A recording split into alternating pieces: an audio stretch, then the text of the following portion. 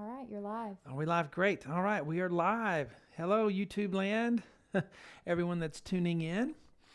And let me know if you're watching. We're going to give a few minutes for everybody to get here. We're going to catch up with what Shawn and I have been doing the past week. This is our third YouTube lesson, live lesson on Mondays at 11:30 Central Time. So I'll see you guys here every Monday for this. So I got another great lesson for you. This is actually something that people have been requesting. So we watch your comments. Please comment during this live lesson. And we try to give you guys what you're asking for. And that's what we did today. We'll get to the lesson in just a few minutes. But first of all, who's watching? Who's out there in YouTube land? And who saw the notification? I did a thing this time where I showed, where it's supposed to notify everyone that all of my subscribers that I was going to do a live lesson today. So hopefully that was something everybody saw. Let me know if you saw that or not. Let me know if you're viewing today, what kind of lessons you'd like to see. If you have your piano in front of you and you're going to follow along, that's a great way to do this because that's how I'm doing it. I'm teaching you guys just as if you were sitting on the bench next to me and I was teaching you private lessons. This is a 30-minute lesson, so the first challenge is just to go 30 minutes without getting on Facebook or getting up or doing something else. Our concentration has to be such to where we can sit for 30 minutes and work on something without any distraction. So that's the big challenge, first of all. Shawn and I are here today. This past week, what have we been doing, Shauna? Track meet. Track meet. Oh, that's right. Yeah. My son Carter is 17, and he's really good track runner. If you follow us on Facebook, you know that. And he's really good. His main event is the 300-meter hurdles. That's what he's the best at. But he's just really fast, and it's fun for me because I'm not fast, and I like to be directly related to someone that is fast. That's really cool for me. And my next son is also fast, Evan, and so that's neat. He doesn't really like sports that much though. He's playing golf though. He loves golf, so he's doing that. I guess he likes sports where you don't sweat. I don't know. Oh, What he's else? gonna sweat. Yeah. Oh, yeah, well, being outside. But, I mean, really hard labor where you're getting your heart pumping and all that. So it just really fits him because it's something that's, where you have to focus. You have to be able to focus. And something where you work on technique, hand-eye coordination, to be able to take instruction with your body. He's really good at all those sorts of things. Also, how many hours of basketball do you think we've watched? Oh my gosh, yes, March Madness. Who's watching March Madness? If you are, let me know and tell us what team you're pulling for or what game really freaked you out. It seems like there's been a lot of upsets this year. Actually, I had fun watching North Texas play, UNT. I think it was the first time they've ever won a game in March Madness and in this tournament. And so that was really cool because that's where I'm from. I went to school at North Texas. And so they made it, and they actually won a game. And they're not bad. They're pretty good. So hopefully that'll be a jumping off point for them to keep their basketball program going, getting better and better. So if you have a team you're watching or any comments about March Madness, we'd love to hear that. I didn't make a bracket. Shauna made a bracket, and my son Carter made a bracket. And Carter's is just busted. Shauna's is still going okay. So, but we all hope that Baylor makes it. We're Baylor University right down the road from us, and they're really fun to watch. I mean, we have somebody from Ireland watching and someone from the Netherlands. So I don't know how much all this. Oh, wonderful! Hello from the college basketball talk is. Hello to Ireland. Hello to the Netherlands. What time is it there right now? I wonder. Always curious about that. Yeah. So March Madness, and we actually will have on the TV, we'll have something, and then streaming that, and then I have my iPad, so we'll get on another thing and then watch another game at the same time. So it's kind of cool to do that. I don't think I can handle more than two at once, though. It's really hard to watch more than two games at once, for me. Anyway, so what we're doing today is a hymn lesson. You guys asked for a hymn lesson. People were requesting that for whatever reason. So we're going to do a hymn lesson, HYMN. Okay, so I'm going to play that a little bit right now, and then we'll talk about what we're going to do. All right, so let's do that. Every blessing to my heart to sing thy grace. And then I'll scroll up a little bit, do a little more. Streams of mercy never ceasing, call for songs of praise. And then there's this higher part.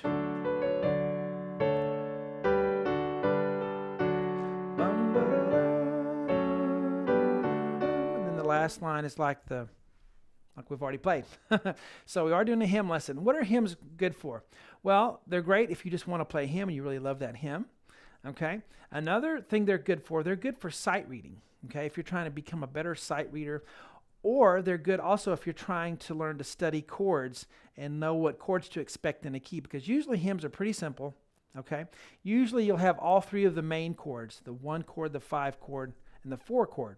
And they're usually pretty easy to pick out because you only have 4 voices at one time, soprano, alto, tenor, bass. So it's a good way to kind of study music and learn chords, learn chord progressions, but also for sight reading because, they're not really that difficult as far as sight reading goes, but they make you pay attention for sure. They're also good for learning how to improvise.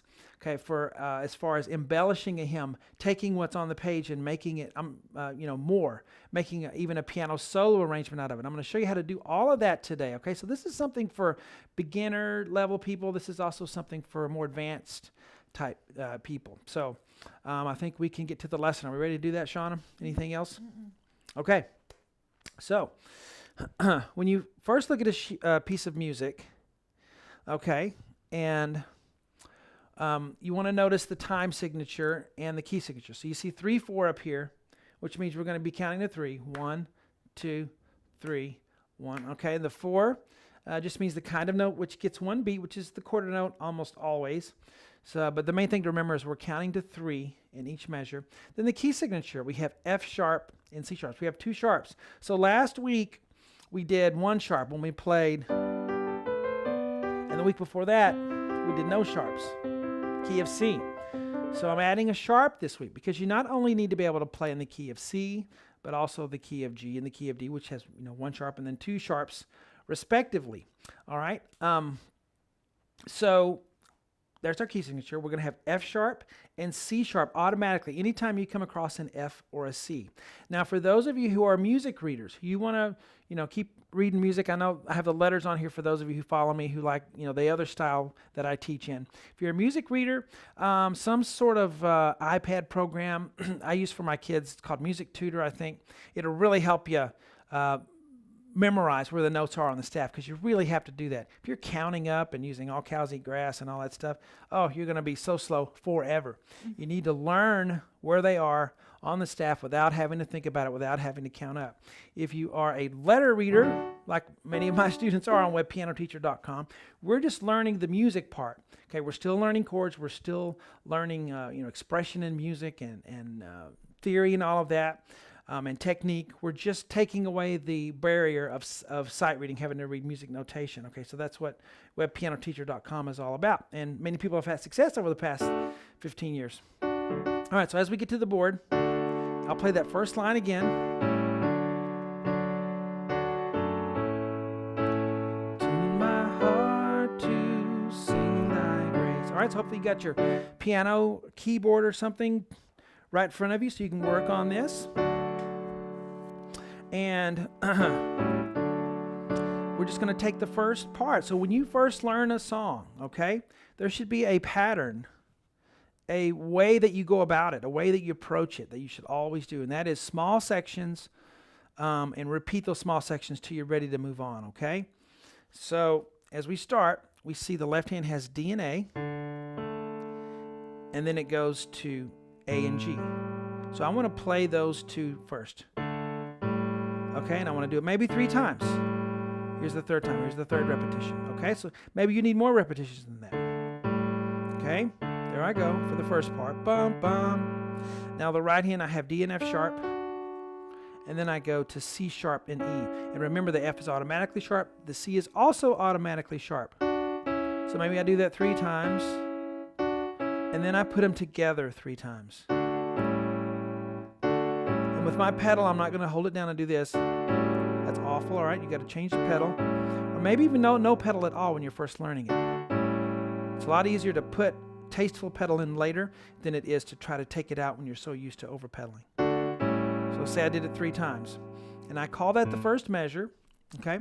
I call that the first measure because it's a pickup. It's not really the first complete measure, but it's a pickup. It's count 3. Sometimes songs will start with a pickup, which means they don't start with beat 1. They start with a pickup, 3 and 1, and then we're in with 3 counts of measure. So I'm going to call that just our first little measure, even though it's not, technically the first measure. So we get that down. That's our first little piece. Is that small enough for you?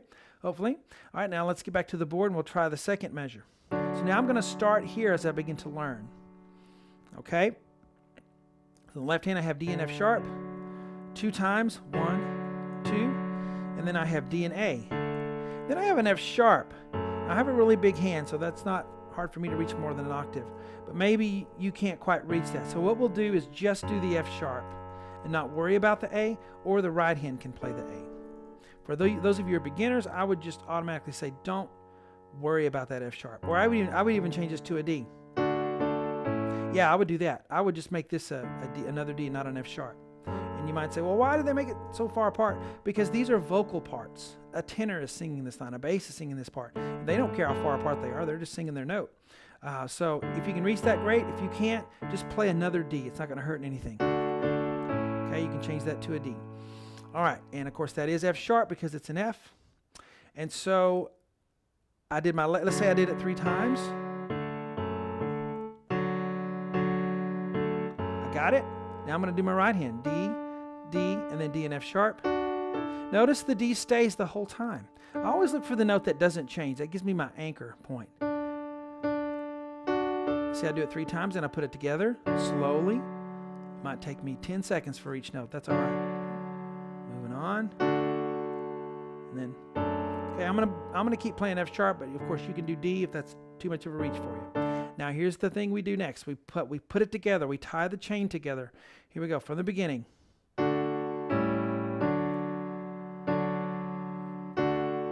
Again. Come thou fount of every. So there's our first little part. Okay, and we tied it together. We made it.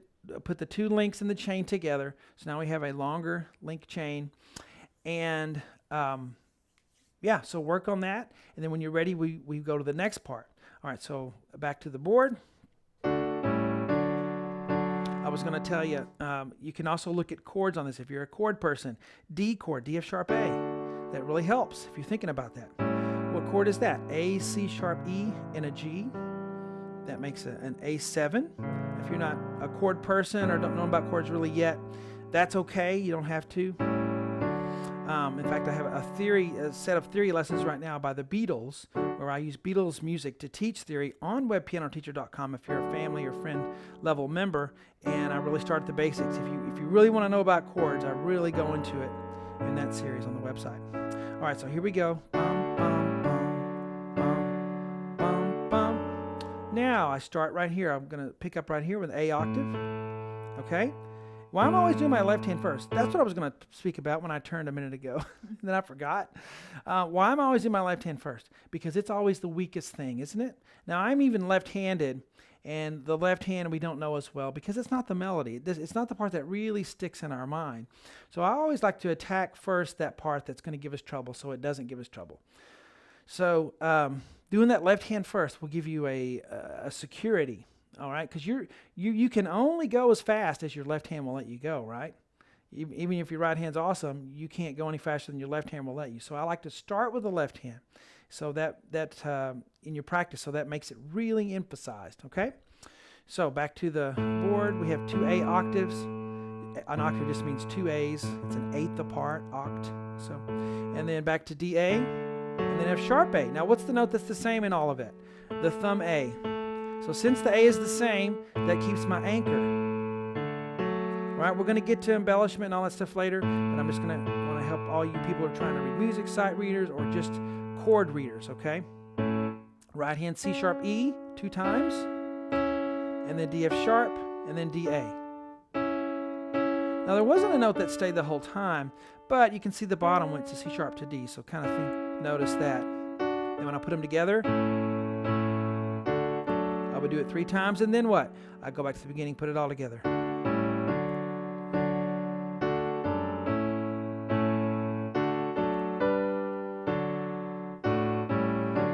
play the last part.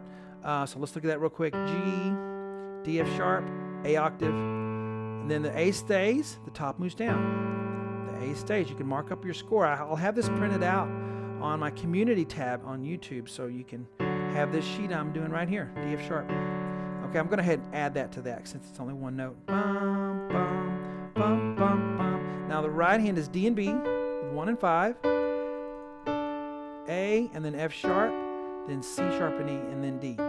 So what note stays the same? Well, you have a D for most of it. Right there's one C sharp and then a D again. So notice that D thumb, and one C sharp and back to D. Hands together. Okay? Now, I'm not playing it 3 times on each, 3 times putting the chain together, just because that would take a long time. You guys see the process. I'm showing you a little bit how to do that. So you don't have to keep up with me, and your practice time should be much longer than what I'm doing right here live, okay? I'm showing you how to do it, showing you how to fish instead of just giving you a fish. I could just show you by rote, and you wouldn't learn anything, okay? So those of you who are note readers, you have that. I'm going to go through the chords right quick for those of you who like to think about chords. D chord, D, F sharp, A. That's an A7 chord, A, C sharp, E, G. Back to a D chord, D, F sharp, A. There's no A in there, but it's still a D chord. Sometimes you can have a note missing and it's still the chord. All right, still D chord, still D chord. All of these are D chords. A chord, A, C sharp, E. So think about that when you play it. You may know it's a D chord, you may know it's an A chord, but it may not register. It needs to register. So say the chord out loud. Now what's this chord? For those of you who don't know. All right, it's a G chord, G, B, D. It's mixed up, here's a G chord. There's our 4 chord, back to a D chord, and then A7, and then our D chord. Okay, so we are in the key of D. We're going to mainly have 3 chords. D, that's our 1 chord. The 4 chord is the G chord, and the 5 chord is the A chord. All right, if you really want that to make sense, again, the theory lessons I have with the Beatles, I do a whole series, and I have how many lessons so far, Shauna? 7? I think it's 7. 7, yeah. It takes you from the very beginning. If you really want to start understanding chords, that's a great access for you. And it's on WPT University. Once you're logged in, you can click that and you can see the whole series I'm doing. There's more to come. I'm adding ever so often a little more. All right, back to the board. We have any comments, Shauna, or questions? Not ones I haven't answered. Oh, so you've been answering on the... Yeah. Okay, well, maybe some people want to know what the questions were that can't see in the comments or anything? Or Somebody just wanted to know what the sight reading app was. Okay. All right. Oh, I mean, I found it. yeah, you found it. Good. Yeah, and it's free, I think. You got ads on there, of course. But they really work. I make my kids do it every time they practice, and they kind of look... What? This is why I get reading comments and then I forget to change the camera. Oh, okay. That's all right.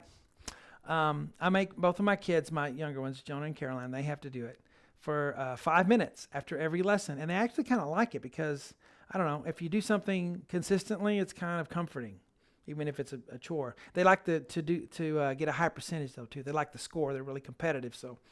they try to beat their score from last time. But it's a neat way to learn notes. And you can also set it for treble or bass on the app. And you can work whatever you're weak on, which most of us are weak on the bass clef, right? Are you going to talk about embellishing? Yes, I am.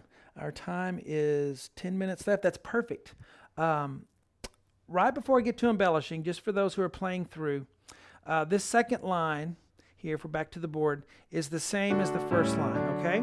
So I didn't write the letters in because it's the same. So you're home free there. That would be a good one to look at and see if you can still play it without the letters written in. This is the only line that's different. So I'm going to play it hands separately. Those of you who are really working on it can watch this real close. I'm going to do it one time.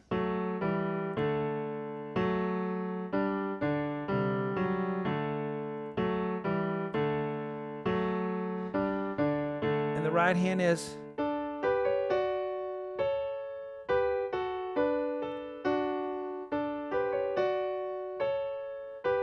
and hands together slowly.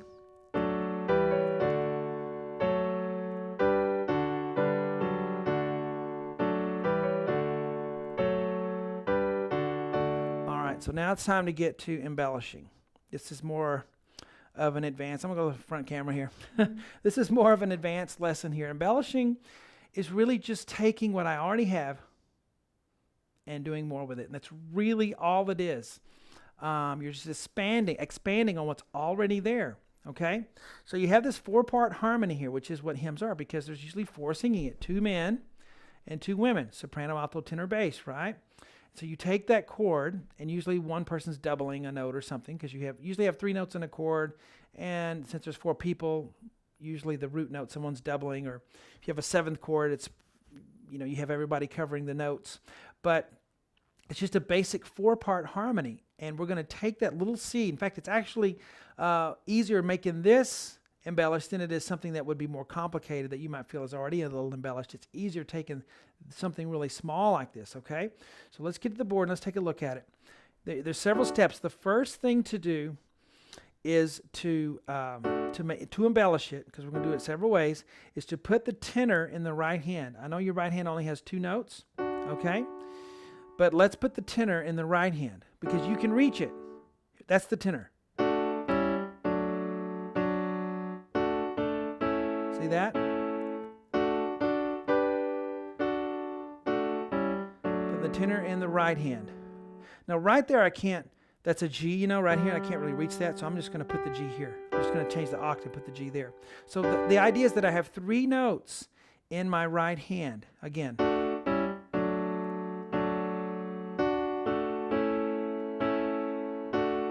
It doesn't matter if it's exactly what's on the page, as long as you have 3 notes going, okay, and it sounds good. Okay? Then the next thing I'm going to do, that's step 1, is put the tenor in the right hand. The next thing is to do bass, octaves with the bass. So I'm going to go octaves for the lowest note. I'm not going to worry about the tenor. I'm just going to do double the bass. So listen what I have already, just from that, from 2 steps.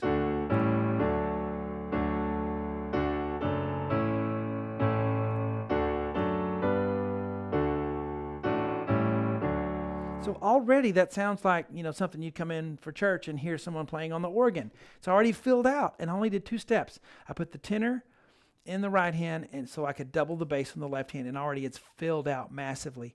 So let's go to the next step of embellishing. The next step is to put the right hand up an octave.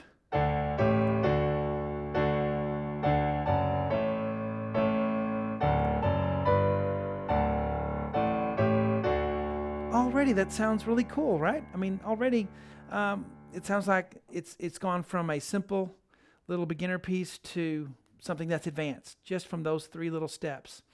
And you're not far away. You're really not. You can do this formula for any hymn. Number 1, put the tenor in the right hand. Number 2, octaves in the bass. And the third thing, you can move the right hand up an octave. You can even move the left hand down an octave occasionally. Okay, let's go to the next thing you could do. So you have some options here. The next one is kind of change the rhythm a little bit, like this. You could go...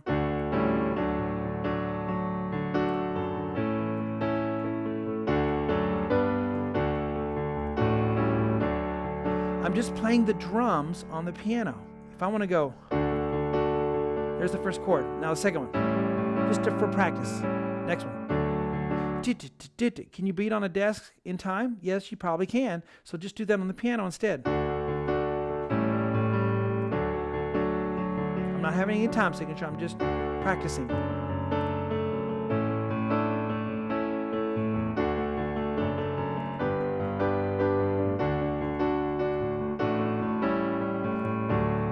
So that was not in a particular time. I was just kind of practicing it. Now, if I put it back in time, then here, this is what I have. Ready, go.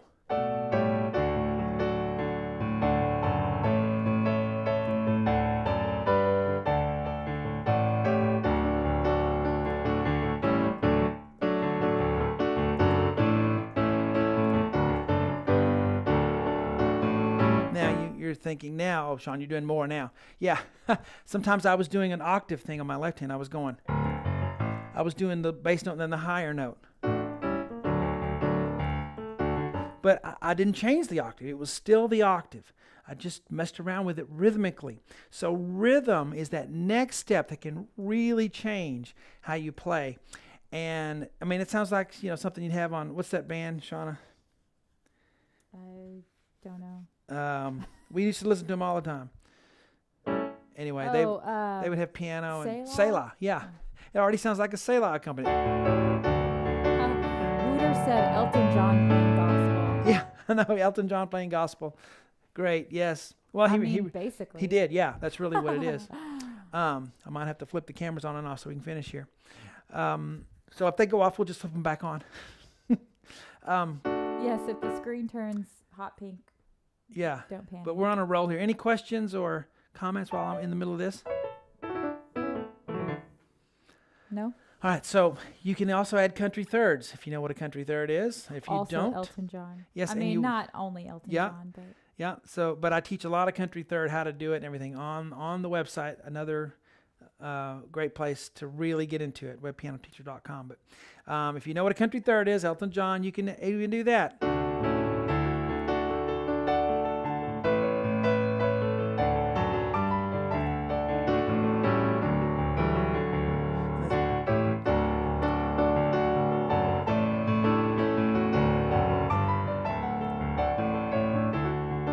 So little country thirds can be added in there on the D chord and the A chord and the G chord. I'm going to show you one more way to improvise that's more piano soloish type of setting the mood type of thing, okay? More kind of a worship type, all right? So this is what you would do. I know the cameras are going to turn off, so I'm going to go ahead and flip them, Shawn, okay? all right. I'll just put on the overhead camera. Okay. There we go. So what we're going to do is a more subdued type.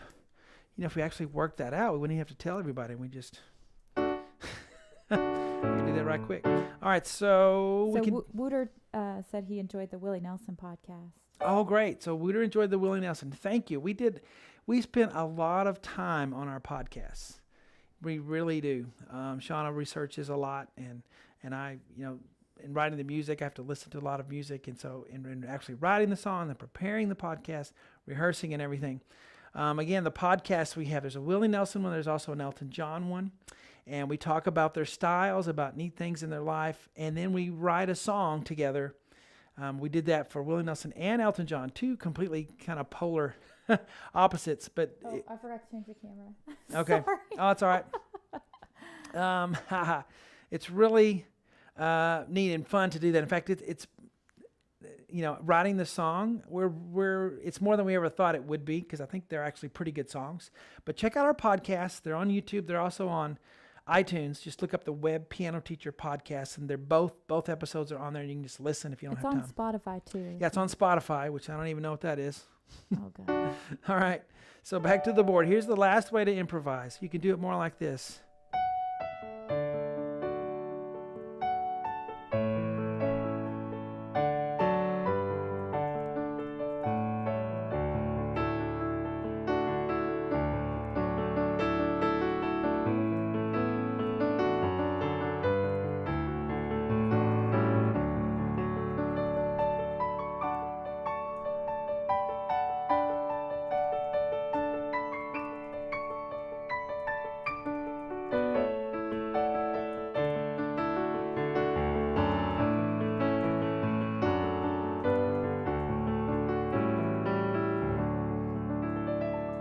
All right, so for improvising in this style, you need to learn what's called octave and a fifth in your left hand.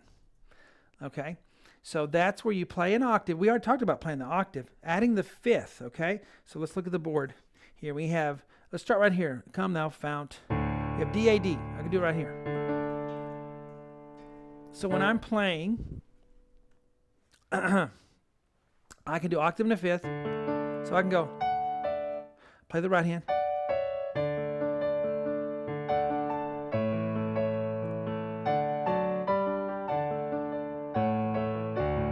See that? Then on the D chord, when I went to the A chord, A-E-A, it's the middle note here. And on the G, it's G-D-G. So,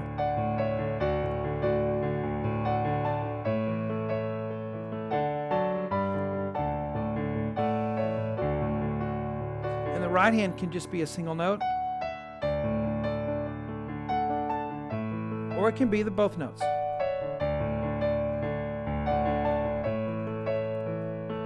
But what actually happens is your left hand changes the style.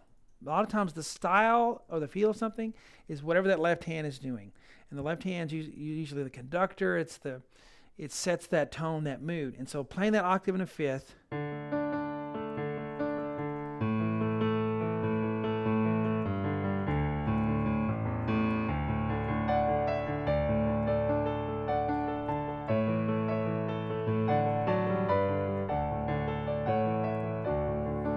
Yeah, I'm messing with the meter a little bit because I wrote an arrangement a long time ago of this, and I played it in this kind of meter here. So I'm just messing around with it. So hopefully that's what you're going to do. I'm trying to give you ideas so that you can make it your own, because I want you to be able to do this, okay? And so when you go to webpianoteacher.com and you want to play, one of the 7,000 songs on there, Elton John or whatever, some solo arrangement of something, that you can do it. Okay, it's really not that far from playing just a simple 4-chord reduction to making it embellished. It's really not as far away as you're thinking. Okay, you're really a lot closer than you think. You open a couple of doors and then you're doing it. You're already to that next level of sound. You don't sound like a beginner anymore. You sound like someone who can play, right? Someone who's not struggling. And then once you get to that point, then it makes everything else easier. You become a better musician instead of just being good on that one song and then say, okay, now I got to become good on this song. No, you become a better musician. So everything gets better collectively. What's one of the things that's great about music. I'm still getting better collectively in everything, and I'm 47, going to be 48 this year. All right. Can I quiz you on that? What? Can I quiz you? Go. Okay. Can you play this song in the style of like a jazz? Can you do it in a bunch of different genres? Can you make the same song sound jazz? I'll do one thing. Oh. Yeah, but I want it's probably about time to Shawn doesn't like it when I put him on the spot. We're way over 30 minutes, but let's do maybe a Boogie Woogie thing. Let's see.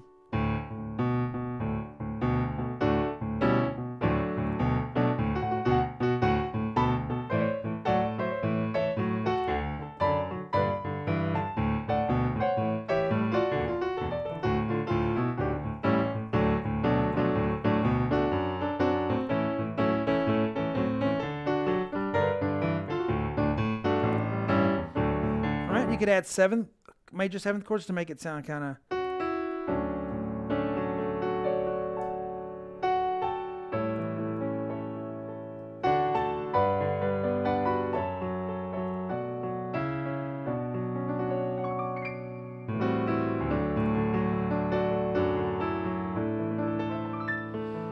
Just adding seventh chords, whether they're major seventh chords or minor seventh chords.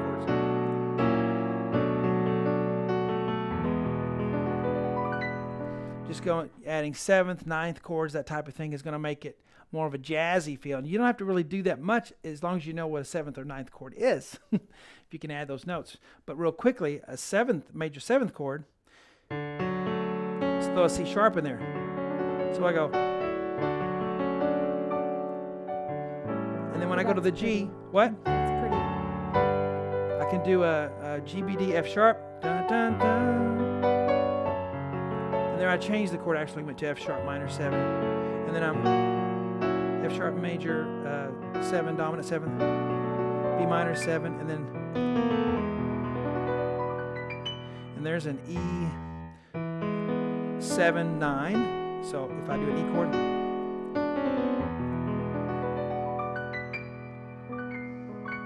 and you may go, well, I don't know all those chords. How am I going to? Well, there's only so many of them.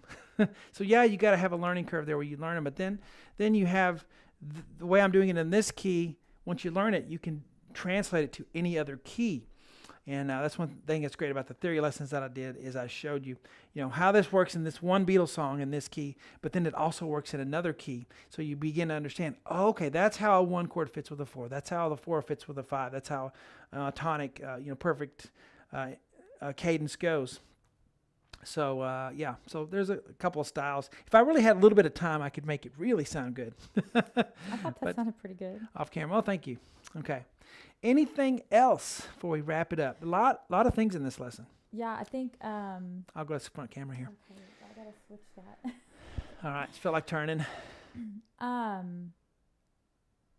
James thought that sounded real good when you added the sevenths and the ninths. Thank you, James. Yeah, major seventh chords. Any requests for future things? Because this was actually a request. We had several people wanted to look at hymns and how to embellish. I will say, if you did get the latest newsletter, the song that was voted for, I'm gonna. Oh, okay. Go ahead and say it was Midnight Rambler, Greg Allman. Midnight Rider, sorry.